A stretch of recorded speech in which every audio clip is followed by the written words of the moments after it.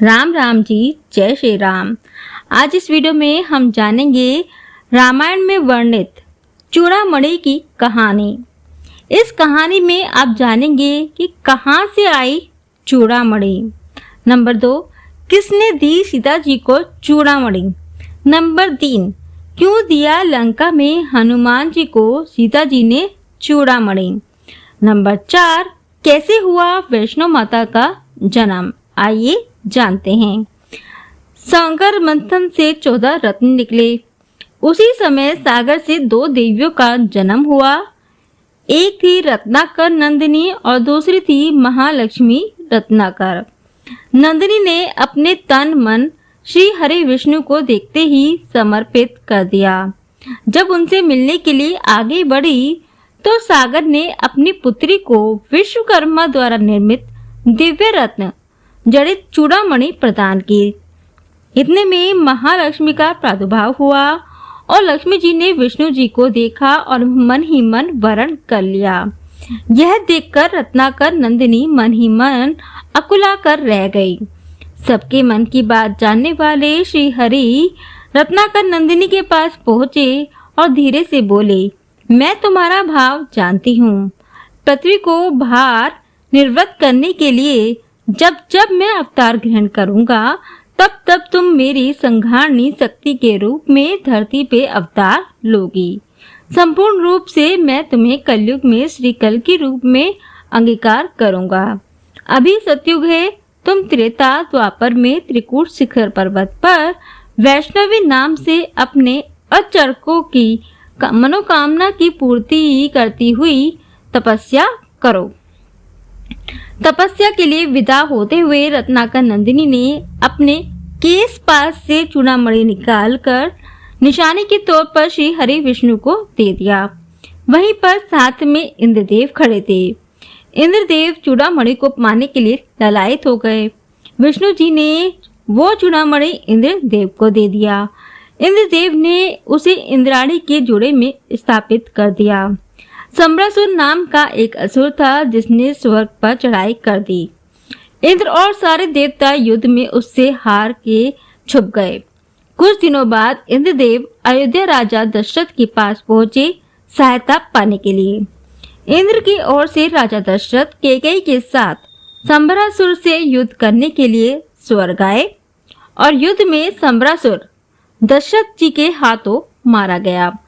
युद्ध जीतने की खुशी में इंद्रदेव तथा इंद्राणी ने दशरथ तथा कैकेयी का भव्य स्वागत किया और उपहार भेंट किए। इंद्रदेव ने दशरथ जी को स्वर्ग गंगा मंदाकिनी के दिव्य हंसों के 4 पंख प्रदान किए।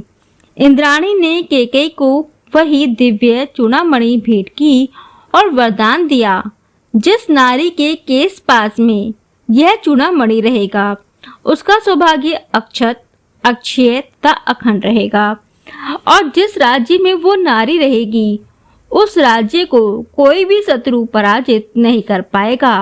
उपहार प्राप्त कर राजा दशरथ और कैकेयी अयोध्या वापस आ गए। रानी सुमित्रा के अद्भुत प्रेम को देखकर कैकेयी ने वह चूड़ामणि सुमित्रा को भेंट कर दिया। इस चूड़ामणि की समानता विश्व भर के किसी भी आभूषण से नहीं हो सकती। जब श्री राम जी का विवाह माता सीता के साथ संपन्न हुआ, सीता जी के विवाह कर श्री राम जी अयोध्या धाम आए। सारे रीति रिवाज संपन्न हुए। तीनों माताओं ने मुंह दिखाई की प्रथा निभाई। सर्वप्रथम रानी सुमित्रा ने मुंह दिखाई में सीता जी को वही चूड़ामणि प्रदान कर दी। कैकेयी ने सीता जी को मुंह दिखाई में कनक भवन प्रदान किया। अंत में कौशल्या जी ने सीता जी को मुंह दिखाई में प्रभु श्री राम जी का हाथ सीता जी के हाथ में सौंप दिया। संसार में इससे बड़ी मुंह दिखाई और क्या होगी।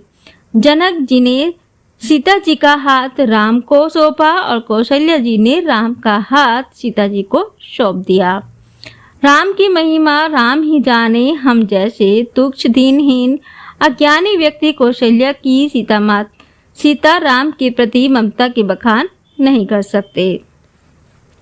सीता हरण के पश्चात माता का पता लगाने के लिए जब हनुमान जी लंका पहुंचे हनुमान जी की भेंट अशोक वाटिका में सीता जी से होती है। हनुमान जी ने प्रभु की दी हुई मुद्रिका सीता माता को देते हुए हैं और कहते हैं, माता मोहि दीजिए कुछ चिन्हा, जैसे रघुनायक मोहि दीना।